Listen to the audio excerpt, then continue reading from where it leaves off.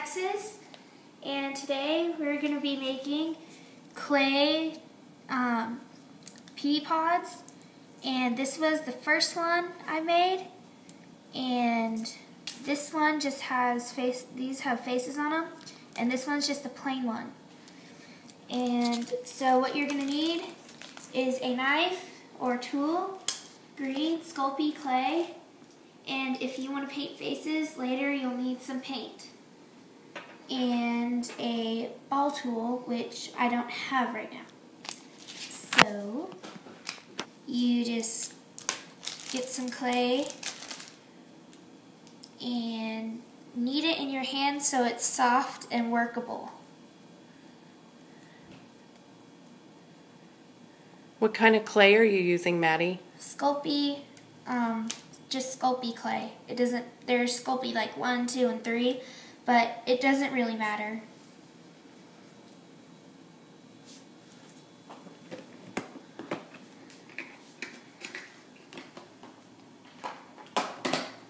And also one of these circle cutting tools and the bowl tool. So since I don't have a rolling pin, I just use this because it's like a cylinder and it's like a rolling pin. So I'll just roll it out.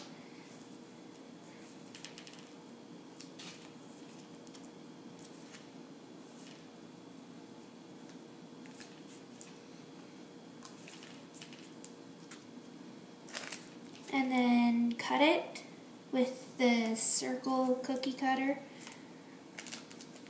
Set that to the side.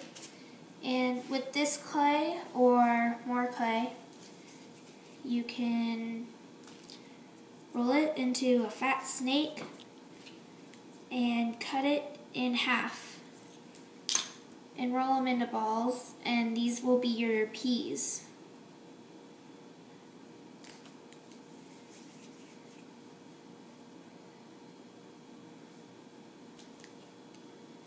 I like to flatten the edges out and make it like an oval so it can stretch over the peas a little bit.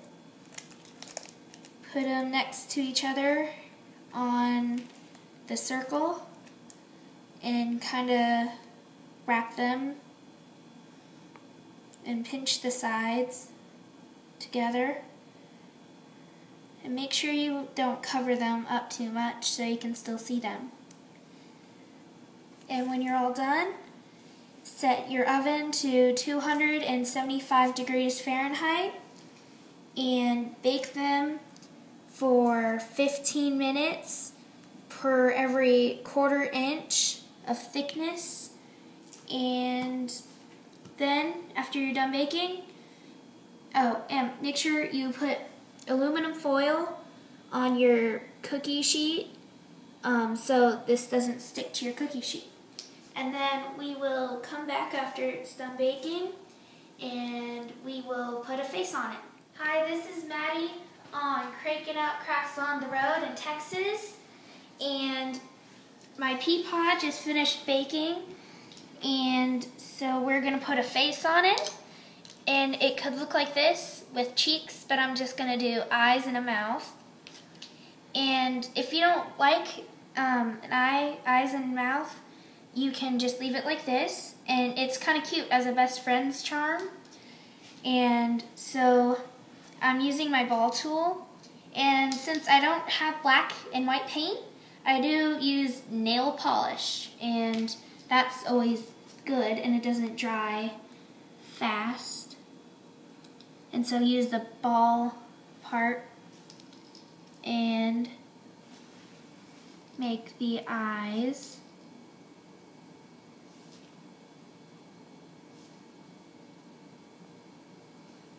And I use this thinner part, this smaller one. It doesn't have a little ball on the end, so I like to use this for making a mouth.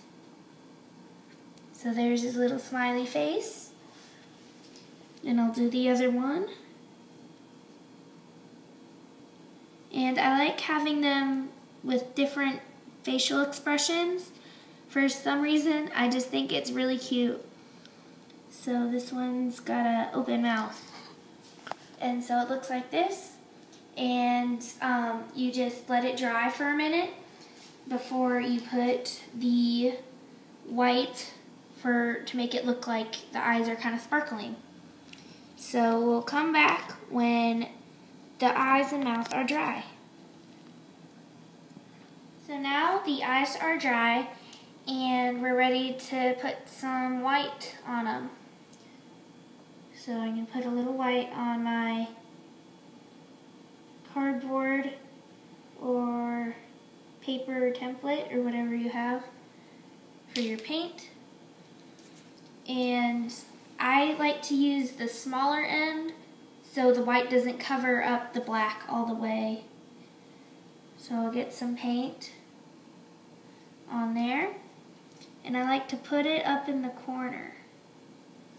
Cute.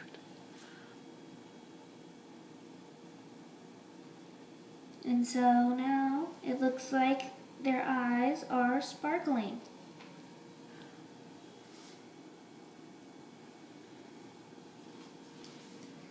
So we're all done. And so there's your pea pod. You want to show us some of your favorite ones? Okay. I've made lots of clay charms, and these are some of my favorite. I've made a bear, a donut with a face, and a bunny, a dinosaur head, Minnie Mouse, a lollipop, a plate of sushi, which I think is absolutely adorable, my flip-flop, and my s'mores, which also has a face on it. And so I have a box, and it's got dividers in it, so you can put all of your charms, or you could put almost anything in it that's small to organize it. You could also put clay in here, or like anything small. So I just put all of my clay charms in here, and I organize them because I feel like it. And so all my clay charms are in here.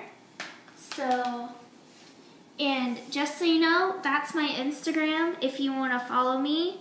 So I do post pictures of my clay charms if you want to see those.